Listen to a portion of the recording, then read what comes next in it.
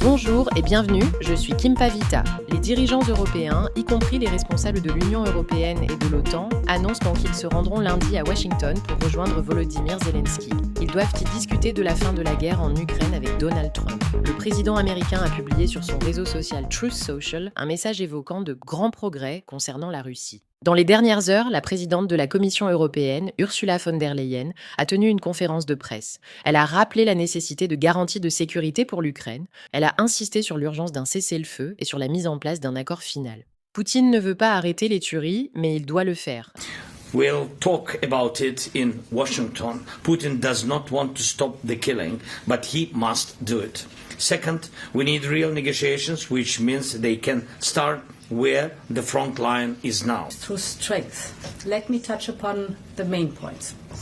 First, we must have strong security guarantees to protect both Ukraine and Europe's vital security interests. Ukraine must be able to uphold its sovereignty and its territorial integrity.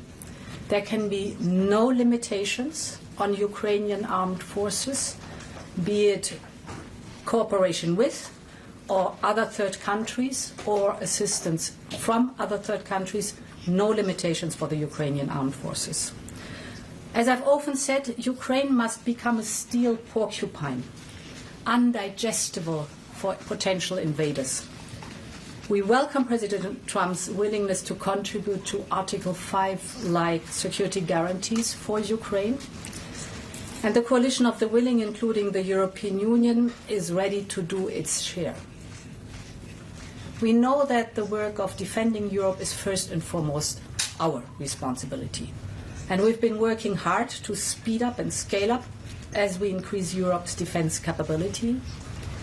Through the SAFE instrument, we are ensuring that the defense needs of member states and Ukraine can be matched and that Ukraine's industrial defense base is strengthened.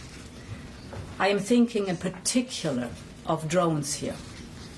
This is in our mutual interest, and I intend to travel to the frontline member states in the coming weeks. At the same time, we continue to support Ukraine's path to its membership in the European Union. This in itself is also a security guarantee.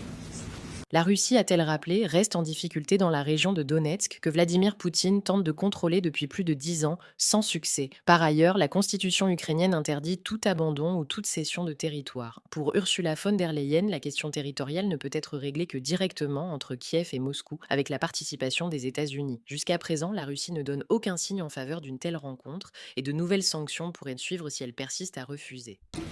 My second point, with regards to any territorial questions in Ukraine, our position is clear. International borders cannot be changed by force. These are decisions to be made by Ukraine and Ukraine alone. And these decisions cannot be taken without Ukraine at the table.